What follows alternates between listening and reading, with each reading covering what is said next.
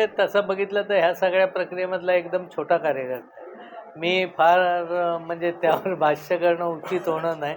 मी माझं काम करणं आणि आपल्या कामं आपलं मतदारसंघातल्या उपयोगी काम करणं ह्याच्या पलीकडे फार देशाच्या, राज्याच्या राजकारणात नसल्यामुळे ते काय माझा साहेब हे खूप मोठं नेतृत्व आहे आणि पवारसाहेबांमध्ये जरी विरोधक असला तरी त्याचे जे गुण आहेत ते गुण सांगण्यामध्ये ते कधी मागंपुढं करत नाही.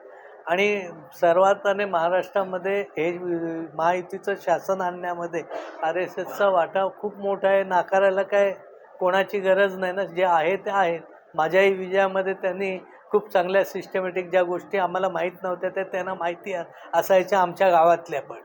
म्हणजे इतकं बारकाईने काम करत. त्यातलं त्यांचं महत्त्वाचं हेच आहे की त्यांनी केलेलं काम कशा पद्धतीने केलं ते तुम्ही अंग करा.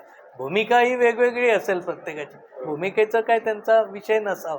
पण ते जे मायक्रो प्लॅनिंग असतं, जे मायक्रो ते काम करत असतात. त्यांचा माणूस कधी गाडी येते, कोण मला मदत करेल, मग मी काम करेल असं नसतं. त्यांचं ते काम चालू असतं. म्हणजे मलाही एवढी कल्पना नव्हती आजपर्यंत. पण ज्यावेळी त्यांनी काही गोष्टी आपल्या मतदारसंघातल्या सांगितल्या, ज्यावेळी सांगितल्या तेव्हा मी काय फारसा विश्वास ठेवला नव्हता. कारण मी थोडा ओव्हर कॉन्फिडन्स असेल कदाचित. पण नंतर माझे त्याचा मी सगळा बघितलं, खातरजमा केली, तर त्यांनी सांगितलेली प्रत्येक गोष्ट त्या भागात पद देणं काय माझ्या हातात नाही ना.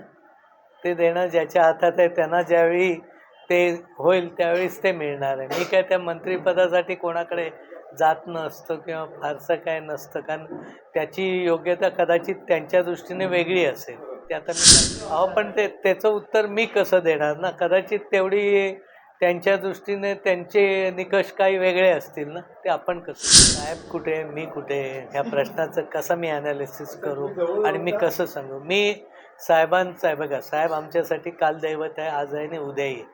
पक्ष वेगळे ते माझ्या प्रचाराला जरी आले तरी ते शेवटी जे पहिलं आहे ते त्यांच्यामुळेच आम्ही राजकारणात पण आलेलो आहे. त्यामुळे तो विषयच वेगळा आहे आणि ते कुठे जातील काय हे मी भाष्य करण्यावाला मी नाही. मी माझं काम आणि ह्याच्या बाहेर फारसा कधी कोणाच्या भानगडीत पडत पण नाही किंवा काय. माझी मैत्री सगळ्यांचीच आहे. रोहित पवार माझ्याकडे आता क्रिकेटचं ग्राउंडच्या उद्घाटनाला येणार आहे फेब्रुवारी एंडला.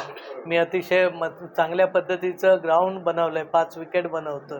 चंद्रकांत पंडित आणि काही खेळाडू देखील येणार आहेत आणि त्यांच्याबरोबर रोहित पवारनी पण येण्याचं मान्य केलं आहे. राजकारण वेगळं आहे आणि मैत्रीच म्हटलं होतं. दोन्ही पवार एकत्र आले तर माझ्या एवढा आनंदी कोण नसेल. हेच वाक्य मी बोलतो. ते बाकीचं मला माहीत नाही. 100% कोणी जो असेल माझ्यासारखा त्याच्या मनात हेच विचार असतील. ते कसे हवे काय हवे मला माहीत नाही. पण दोन्ही एकत्र आले तर आम्हाला आमच्या एवढा आनंद कोणाला.